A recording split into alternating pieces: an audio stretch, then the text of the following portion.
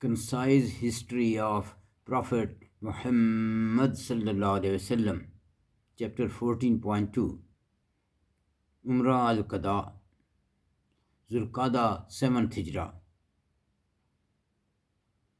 After sighting the moon of Al-Qada of 7th Hijrah, the Prophet sallallahu alaihi wasallam ordered his people, especially those who had taken part in the Treaty of Hudaybiyah, to make preparations for performing Umrah.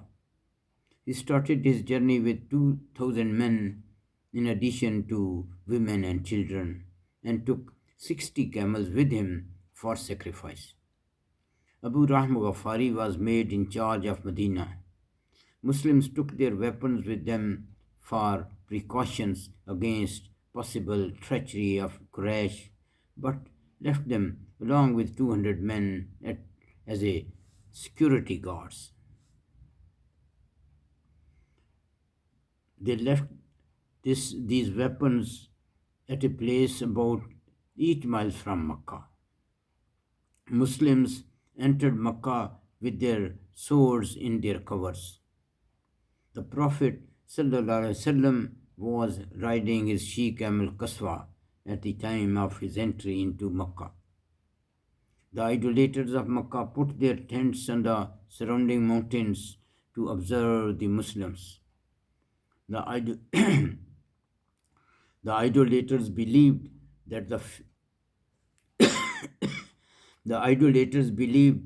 the fever of Medina has made the Muslim physically very weak.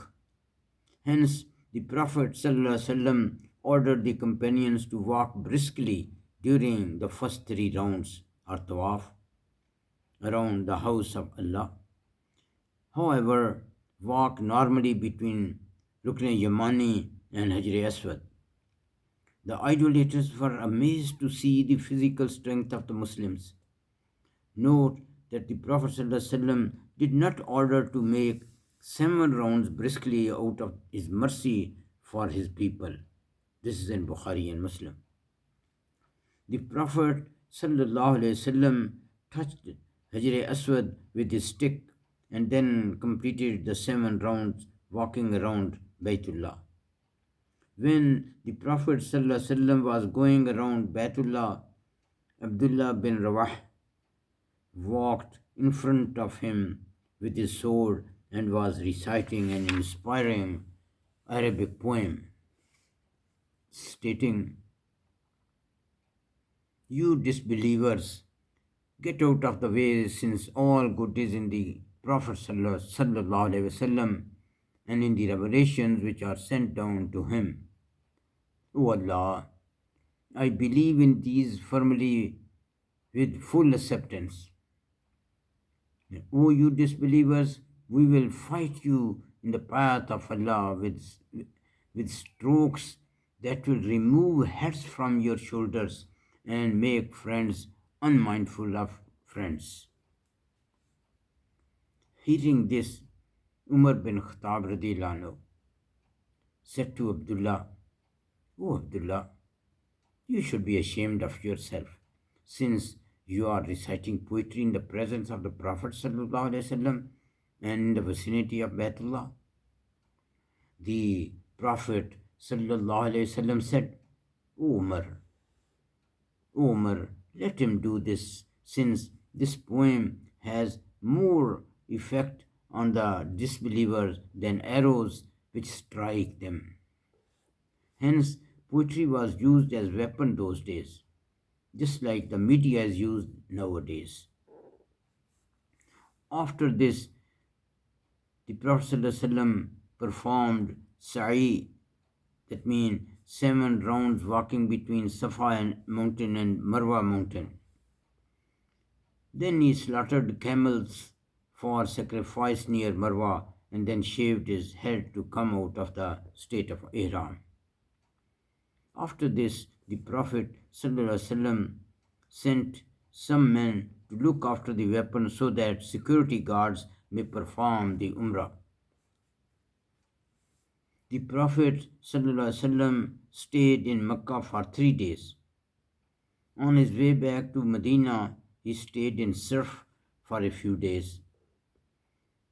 At the time of departure, at the time of departure of the Prophet from Makkah, Hamza radiallahu anhu's daughter came running to him. The Prophet ﷺ granted her custody to Jafar radiallahu anhu, since Jafar's wife was maternal aunt of this girl. During this Umrah, the Prophet ﷺ married Maimuna bint Haris radiallahu anha. The Prophet ﷺ gave this responsibility to Abbas radiallahu anhu, since Abbas' wife al-Fadl was the sister of Maimuna.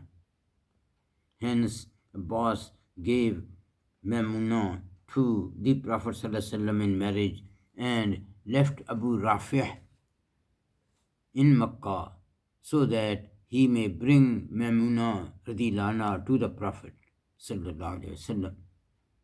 Hence, Maimuna radiallahu anhu joined the Prophet in Surf, as given in Zadul Ma'ad.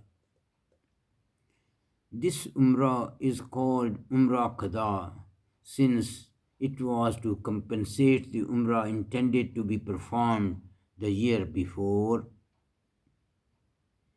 It is also called Al-Qada since it was to be performed according to the peace agreement made in Hudaybiyah. Note that Qada means the peaceful agreement. ربنا تقبل منا إنك أنت السميع العليم وتب علينا إنك أنت التواب الرحيم.